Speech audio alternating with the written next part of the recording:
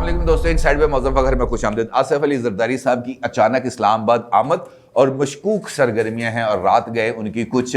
خفیہ ملاقاتیں بھی ہوئی ہیں، اور کچھ ملاقاتیں سیاسی لیڈر سے بھی ہوئی ہیں، اور کچھ ملاقاتیں آپ کو پتہ ہے کہ کس طرف جا کر انہوں نے ملاقات کرنی تھی وہاں پر بھی ہوئی ہیں۔ اور نواز شریف صاحب کے ساتھ اور مسلم لیگ نون کے ساتھ اسٹیبلشمنٹ کے رابطوں کے بعد آصف علی زرداری صاحب نے محترمہ بے نظیر بھٹو شہید کی آج چونکہ برسی بھی ہے تو اس کی تقریب میں پہلی مرتبہ آج انہوں نے شرکت نہیں کرنی، اور انہوں نے اپنا ایک تعزیتی پیغام نہ صرف ریکارڈ کرا دیا بلکہ اس کو نشر بھی کرا دیا، لیکن موجودہ صورتحال کے اندر انہوں نے یہ زیادہ مناسب سمجھا کہ وہ اسلام آباد میں ٹھہریں اور جو متعلقہ کوارٹرز ہیں ان کے ساتھ رابطے میں بھی رہیں، اور وہاں سے اپنے لیے مزید کچھ گنجائشیں حاصل کرنے کی کوشش کریں، کیونکہ مسلم لیگ نون کے ساتھ ہونے والی بات چیت اور اس بات چیت کے آگے بڑھنے کے بعد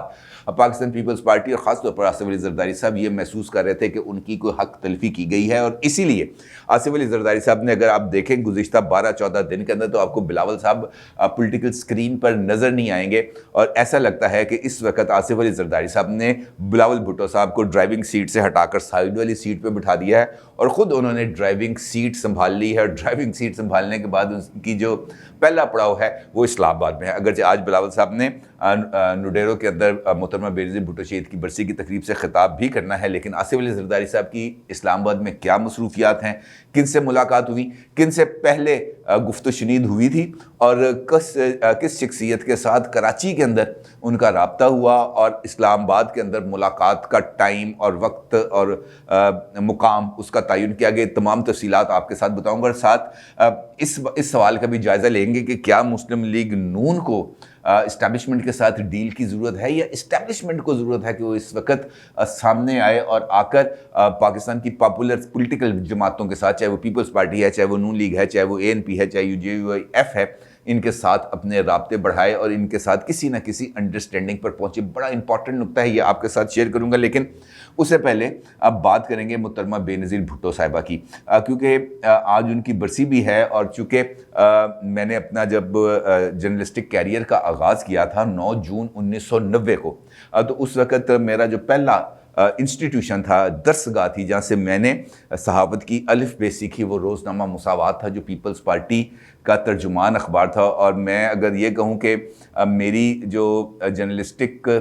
کیریئر کی جو سب سے لمبی جاب تھی وہ بھی روزنامہ مساوات میں تھی، تقریباً 9.5 سال میں نے 1990 میں جوائن کیا تھا، اور 1999 کے اندر میں نے اس کو مساوات کے ساتھ الگ ہوا تھا، اور میں روزنامہ جنگ گروپ کا ایک اخبار نکلتا تھا اس وقت، ابھی نکلتا خیر،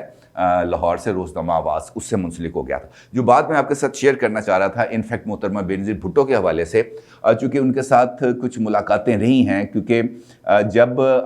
فاروق لغاری صاحب نے ان کی گورنمنٹ کو ختم کر دیا تھا تو اس وقت میں روزنامہ مساوات سے منسلک تھا، اور محترمہ بے نظیر بھٹو شہید یہ چاہتی تھی کہ ایک انگریزی میگزین نکالا جائے مساوات کے پلیٹ فارم سے، اور مجھے اس بات کا اعزاز حاصل ہے کہ میں اس میگزین کا ایڈیٹر بھی رہا ہوں، اور مساوات انٹرنیشنل کے نام سے وہ میگزین نکلا تھا، اور محترمہ بے نظیر بھٹو کے ساتھ اس حوالے سے خاصی ملاقاتیں رہیں۔ میں تھا، اور اس وقت ہمارے اس وقت کے مساوات کے چیف ایڈیٹر تھے سجاد بخاری صاحب، ان کے ساتھ اسلام آباد جا کے محترمہ کے ساتھ خاصی ملاقاتیں رہیں۔ خیر، آج سے 14 برس پہلے جو یہ واقعہ ہوا، تو اس وقت بھی میں ایک اخبار کے ساتھ منسلک تھا، روزنامہ وقت، اس کا میں اس وقت نیوز ایڈیٹر تھا، اور اتفاق یہ ہے کہ جب یہ واقعہ ہوا تو اس وقت میں لاہور پریس کلب کا الیکشن بھی کنٹیسٹ کر رہا تھا، اور سیکٹری کا کینڈیڈیٹ تھا اس وقت میں، اور مجھے اچھی طرح یاد ہے آج بھی وہ دن کہ ہم پریس کلب سے نکلے اور الیکشن کیمپین کے لیے میں گیا جو جنگ گروپ کا بلڈنگ ہے ڈیوس روڈ لاہور پہ، اور میں کیمپین کرتے ہوئے میں اور میرا پینل اور دیگر دوست ہم دی نیوز کی بلڈنگ میں پہنچے، اور دی نیوز میں بڑے سینئر میرے دوست ہیں اور چیف رپورٹر ہیں دی نیوز کے مائد علی صاحب کے ایک کیبن کے اندر میں بیٹھا ہوا تھا، ان کے ساتھ گپ شپ لگ رہی تھی، تو اچانک ٹی وی کے اوپر ٹکر چلنا شروع ہو گیا کہ محترمہ بے نظیر بھٹو پر فائرنگ کی اطلاع، اس وقت یہ آیا تھا کہ کوئی فائرنگ ہوئی ہے ان کے اوپر، اور وہاں پر ہم بیٹھ گئے، اور فوری طور پر مائد علی صاحب نے ٹیلی فون گھمانا شروع کر دی، کیونکہ اس وقت موبائل فونز موجود تھے، لیکن اس وقت کال بہت زیادہ مہنگی ہوتی تھی، میرا خیال ہے کہ 7-8 روپے کی کال ہوتی تھی، ان کمنگ اور آؤٹ گوئنگ دونوں کے اوپر کچھ چارجز لگا کرتے تھے شاید۔ اب تو مائد علی صاحب نے فوری طور پر فون گھمانا شروع کر دیے، اور کوئی 10-15 فون کرنے کے بعد وہ مجھے کہتے ہیں کہ معظم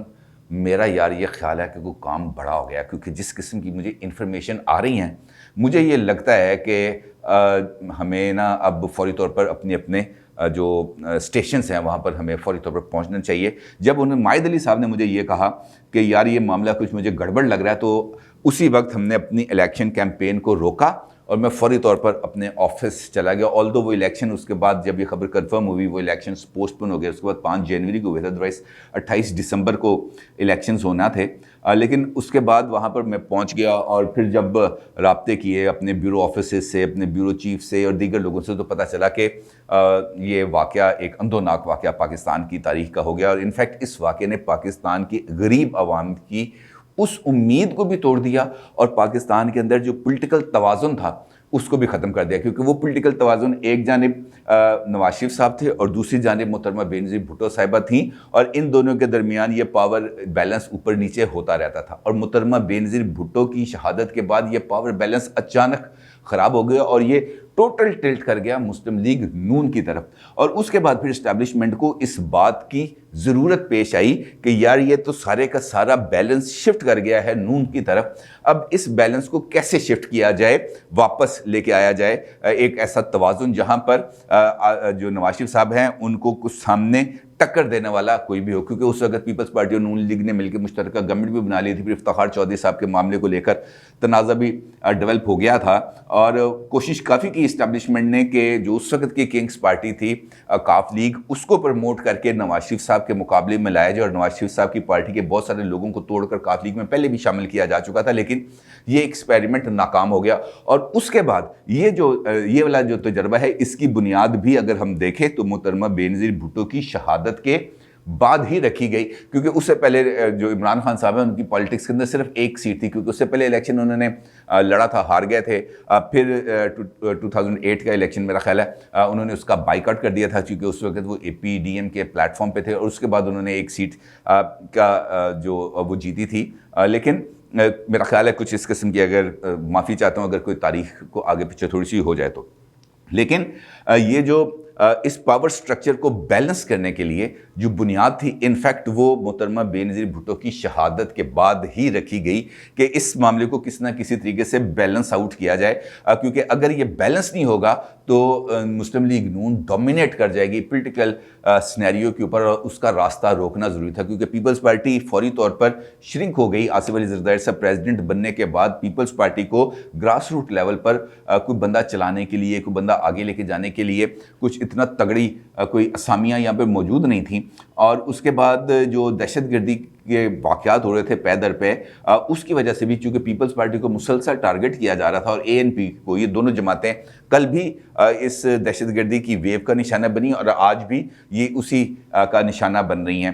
تو ان کو پولیٹیکل سپیس نہیں مل رہی تھی، تو وہ جب وہ پولیٹیکل سپیس خالی ہوئی تو اس پولیٹیکل سپیس کو بھرنے کے لیے عمران خان صاحب کے غبارے میں نہ صرف ہوا بھری گئی بلکہ اس کو اتنا بڑا کر دیا گیا کہ آج خود وہ جو بوجھ ہے وہ ہماری اسٹیبلشمنٹ محسوس کری ہے، اور یہی وہ نقطہ ہے جس کا میں نے آپ کے ساتھ گفتگو کے آغاز میں ذکر کیا تھا کہ کیا اس وقت ڈیل کی ضرورت اپوزیشن کو ہے، مسلم لیگ نون کو ہے، پیپلز پارٹی کو ہے، اے این پی کو ہے، جے یو آئی ایف کو ہے، یا اسٹیبلشمنٹ کو ہے؟ اور میرا یہ خیال ہے کہ اس وقت ڈیل کی ضرورت اپوزیشن جماعتوں کی بجائے اسٹیبلشمنٹ کو ہے، کیونکہ اس وقت ان کا جو ہائبرڈ نظام کا ایک انہوں نے بہت بڑا ایک کریٹ کیا تھا ہوا، وہ ہوا تحلیل ہو چکا ہے، کیونکہ اس تجربے کی وجہ سے یہ جو پروجیکٹ عمران جس کا میں بار بار آپ کے ساتھ ذکر کرتا ہوں، یہ ہے وہ پروجیکٹ عمران جو گزشتہ 3.5 برس کے اندر مکمل طور پر ناکام ہوا، ہر ایک محاذ پہ ناکام ہوا، چاہے وہ عوامی فلاح کا میدان ہو، چاہے عوام کو سہولیات دینے کا ہو، چاہے اسٹرکچرل ریفارمز کا ہو، چاہے احتساب کا ہو، چاہے مہنگائی مافیاز پر کنٹرول کرنے کا ہو، ہر ایک محاذ پر، خارجہ محاذ ہو، ہر ایک محاذ پر ہمیں پروجیکٹ عمران ناکام ہوتا ہوا نظر آیا۔ صرف ایک محاذ ایسا ہے جہاں پر پروجیکٹ عمران کامیاب ہوا، اور وہ محاذ ہے انتقام کا۔ اب اگر ہم دیکھیں گراؤنڈ ریئلٹیز کی بات کروں، میں اس کے اندر کسی قسم کی کسی تعصب کی بات نہیں کر رہا، اگر ہم آج کی گراؤنڈ ریئلٹیز کو دیکھیں، آپ کسی بھی گلے محلے میں چلے جائیں، آپ کسی چھابڑی والے کے پاس چلے جائیں، کسی تندور والے کے پاس چلے جائیں، کسی ڈھابے پہ چلے جائیں، کسی چائے والے کے پاس چلے جائیں، اور وہاں پر آپ کو ایک ہی جملہ سننے کو ملے گا کہ یار ڈٹ گئے ڈب گئے، عمران آیا ساڈا بیڑا گرک ہو گیا۔ اور اس موقع کے اوپر جو زبان استعمال کی جاتی ہے، اگر وہ اس کا 10% پی ٹی آئی یا عمران خان صاحب کے بارے میں استعمال ہوتا ہے تو اس کا 90% اسٹیبلشمنٹ کے اوپر استعمال ہوتا ہے کہ یار اے لے کے آئے سن اینہ دی وجہ تو صرف ڈب گئے ہیں۔ اس قسم کی جب باتیں ہوں گی تو یقینی طور پر اسٹیبلشمنٹ کا ایک نیٹ ورک تو موجود ہے، اس سے تو انکار ممکن نہیں، لہٰذا وہ دباؤ سامنے آیا۔ اور اسی دباؤ کی وجہ سے اسٹیبلشمنٹ اس بات پر اس وقت مجبور ہے کہ وہ ایک قدم پیچھے ہٹائے، اپنی پوزیشن سے تھوڑا سا پیچھے ہے۔ یہ جو اس وقت باٹل نیکس چیزیں ہوئی ہیں، جو اس وقت چوک کے اوپر ٹریفک جام ہے، کوئی آگے پیچھے نہیں ہو پا رہا، تو انہوں نے کہا کہ ہم ہی اپنی گاڑی تھوڑی سی پیچھے کر کے ٹریفک تو کھولے، کیونکہ یہ اگر ٹریفک نہیں کھلے گی تو پیچھے جو بے شمار چیزیں رک چکی ہیں ان کا چلنا محال ہے۔ تو یہ جو ان کا پیچھے ہٹنا ہے، یہ انفیکٹ ایک اعتراف ہے کہ جناب ہم نے سے جو یہ کام ہوا یہ غلط ہے، اور اس کے لیے اب اپوزیشن جماعتیں ان کو گنجائش بھی دے رہی ہیں کہ وہ پیچھے ہٹیں تاکہ سسٹم آگے بڑھ سکے۔ اب یہاں پر ایک اور بات ہے، میں مثال کے دیتا ہوں آپ کو، شیخ رشید احمد صاحب نے کل پریس کانفرنس کی تھی، میں نے اس پر آپ کے ساتھ ان کی جو گفتگو کے 4-5 پوائنٹس تھے وہ میں نے آپ کے ساتھ شیئر بھی کیے تھے۔ ایک نقطہ ان کی گفتگو میں یہ تھا کہ یہ جو اسٹیبلشمنٹ ہے یہ 20 دن کی منصوبہ بندی نہیں کرتی، یہ 20 سال کی منصوبہ بندی کرتی ہے۔ بڑی ہی جسے ہم کہہ سکتا ہوں نا کہ فضول قسم کی بات کی انہوں نے، کیونکہ اسٹیبلشمنٹ کے جو حقیقی نمائندے ہیں نا، چاہے وہ ایوب خان صاحب ہوں، چاہے وہ ضیاء الحق صاحب ہوں، چاہے وہ جنرل پرویز مشرف صاحب ہوں یا خان ہو، جو مرضی ہو، یہ 20 سال کا منصوبہ تو ان کا بھی مکمل نہیں ہو سکا۔ ان میں سے کون سا بندہ تھا جو 20 سال تک قوم پر مسلط رہا، جب وہ خود انہی کے یونیفارمڈ پرسنالٹیز اگر 20 سال تک قوم پر مسلط نہیں رہ سکے تو یہ منصوبے بھی 20 دن کیا 20 منٹ بلکہ 20 سیکنڈ کی مار ہوتے ہیں۔ یہ صرف ایک ببل ہوتا ہے، اور جیسے ہی اس کو آپ ہلکا سا پنکچر کریں گے یہ ببل برسٹ کر جائے گا اور سب کچھ زمین پہ بیٹھ جائے گا، اور یہی ہے جو اس وقت ہونے جا رہا ہے۔ اب اگر آصف علی زرداری صاحب کو ہم دیکھیں، نواز شریف صاحب کی بات میں نے آپ سے کر دی، اگر ہم اب آصف علی زرداری صاحب کو دیکھیں تو آصف علی زرداری صاحب اس وقت ڈیسپریٹ ہیں۔ ڈیسپریٹ کیوں ہیں؟ اس کی بنیادی وجہ کہ وہ اس وقت ریوائیول آف پیپلز پارٹی چاہتے ہیں پنجاب میں اور کے پی کے میں، کیونکہ اگر ان دونوں صوبوں کے اندر ان کی پارٹی کی ریوائیول ہوتی ہے تو اس کے بعد بلاول کے لیے اگلا یا آصفہ بھٹو صاحبہ کے لیے آگے کا کچھ راستہ ہموار ہونے کا امکان ہے۔ لیکن وہ اگر اسٹیبلشمنٹ کی مدد کے ساتھ اپنی پارٹی کو ریوائیو کریں گے تو یہ پیپلز پارٹی کے لیے ایک بہت بڑا دھچکا ثابت ہوگا، کیونکہ پیپلز پارٹی کا بنیادی جو کارکن ہے وہ تو دروازے کو ٹھڈا مار کر سیکٹری کے کمرے میں یا وزیر کے کمرے میں جانے کا عادی ہے، وہ اسٹیبلشمنٹ کے کندھوں پر بیٹھ کر جیوے اسٹیبلشمنٹ کا نعرہ نہیں لگا سکتا۔ اب اگر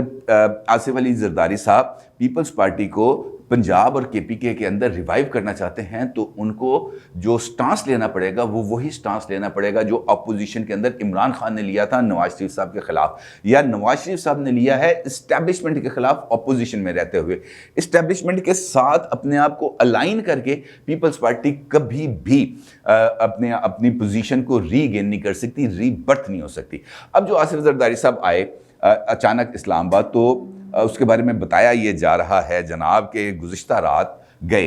اسلام آباد کے اندر آصف علی زرداری صاحب نے مشکوک سرگرمیاں کی، ان کی کچھ خفیہ ملاقاتیں ہوئی ہیں، اور ان میں سے ایک خفیہ ملاقات ہوئی ہے جناب مولانا فضل الرحمان صاحب سے۔ آپ چونکے ہوں گے یہ نام سن کے۔ مولانا صاحب کے ساتھ جو ملاقات ہے یہ انفیکٹ آصف علی زرداری صاحب کے ایک قریبی دوست نے طے کرائی تھی اس وقت جب مولانا صاحب گئے تھے کراچی، اور کراچی کے اندر یہ جو رابطہ ہوا آصف علی زرداری صاحب کے ایک قریبی جسے ہم کہہ سکتے ہیں پیامبر کے ذریعے مولانا صاحب کے ساتھ، تو اس کے اندر یہ بات طے پائی تھی کہ آپ اسلام آباد آئیں، فلاں دن آئیں، فلاں وقت آئیں، آپ کی ملاقات ہوگی، اور اسی چکر کے اندر آصف علی زرداری صاحب آئے، اور اس کے ساتھ ساتھ ان کی مولانا صاحب کے علاوہ دیگر ملاقاتیں بھی شیڈول ہیں، یہ طے ہے۔ اس کے اندر وہ کچھ چند دن انہوں نے بھی اسلام آباد میں رہنا ہے، اور یہ جو ٹانکے ہیں نا وہ انہوں نے لگانے ہیں، کیونکہ جو ان کا جس جگہ پر آ کے بریک آیا ہے اس کو اب انہوں نے سینہ تروپے بھرنے ہیں، تو وہ تروپے بھرنے کے لیے آئے ہیں۔ مولانا صاحب کے ساتھ جو ملاقات ہے وہ امپورٹنٹ ہے اس وجہ سے کہ مولانا صاحب نے اب اپنی جو پولیٹیکل پوزیشن ہے اس کو تھوڑا سا اسٹرینتھن کیا۔ اسٹرینتھن کرنے کی بنیادی وجہ مولانا صاحب کی پالیٹکس ہے، کیونکہ وہ ڈے فرسٹ سے جب سے یہ الیکشن ہوئے ہیں وہ عمران خان صاحب اور ان کی حکومت کو لیجیٹیمیٹ تسلیم نہیں کر رہے، اور اسی وجہ سے الیکشنز کے اندر کے پی کے اندر ان کو رزلٹس ملے ہیں۔ اب چونکہ مولانا صاحب اور پیپلز پارٹی کے درمیان ایک گیپ بھی آیا تھا، اور پھر اس گیپ کو ختم کرنے کی کوشش بھی کی گئی تھی شہباز شریف صاحب کی طرف سے بھی، خواجہ آصف صاحب کی طرف سے بھی، اور اس کے اندر پیش رفت بھی ہوئی تھی، جس کے بعد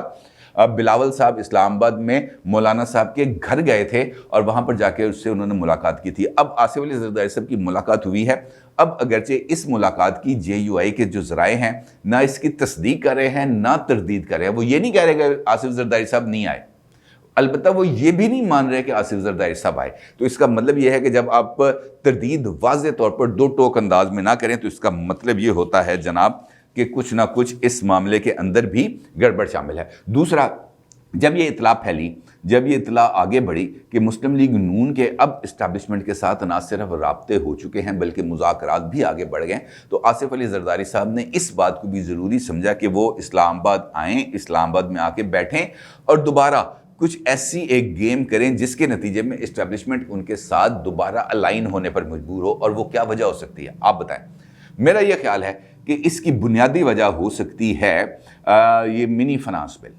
منی فنانس بل کے اندر خود حکومت کے اندر ریزنٹمنٹ ہے، اور کل وفاقی کابینہ اس اپنے اجلاس کے اندر منی فنانس بل کو ٹیبل کرنے جا رہی ہے نیشنل اسمبلی میں۔ آصف علی زرداری صاحب بنیادی طور پر اس کی راہ میں رکاوٹ ڈالنے کے لیے آئے ہیں اسلام آباد، تاکہ اسٹیبلشمنٹ کو یہ بات بتا سکیں کہ جناب میں ابھی بھی کچھ بھی کرنے کی صلاحیت رکھتا ہوں۔ اور دیکھنا یہ ہے کہ کیا وہ اس میں کامیاب ہوتے ہیں یا نہیں ہوتے، کیونکہ آج جو نیشنل سیکورٹی کمیٹی کی میٹنگ ہے اور اس کے نتیجے میں پتہ چلے گا کہ کل یہ بل پیش ہو سکتا ہے یا نہیں۔ البتہ آصف علی زرداری صاحب کی اسلام آباد میں جو موجودگی ہے یہ خارج از علت نہیں ہے، اور